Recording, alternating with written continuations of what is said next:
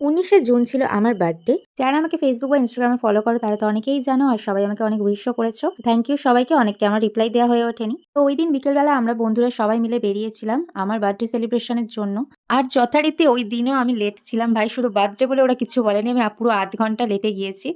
আর কেকটা দেখো কি কিউট না? আর এই বছরের বার্থডে কেকটা আমার বন্ধুদের মধ্যেই একজন গিফট করেছিল।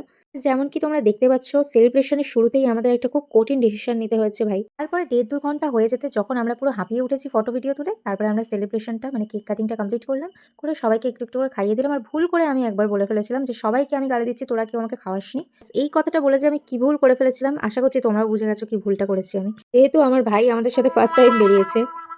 অফ ক্যামেরায় অনেক মারামারি করার পরে অন ক্যামেরায় এখন ভাই, ভাই করছে দুজন। আচ্ছা, তোমাদের মধ্যে কারা, কারা ওর মতো এমন বিরিয়ানি লাভার আছো বলো তো? নাকি আমার মতো চাইনিজ লাভার? আমি তো ভাই চাইনিজ প্রেফার করি। কিন্তু যেহেতু আমার বার্থডে ছিল সেজন্য সবার থেকে অল্প, অল্প করে নিয়ে আমি প্ল্যাটার বানিয়েছিলাম। সবাই মিলে গল্প করতে, করতে খাওয়া-দাওয়া করে নিলাম। আর দ্যাটস ইট ফর টুডে। আজকের মতো বাই। ভিডিও ভালো লাগলে অবশ্যই সাবস্ক্রাইব করে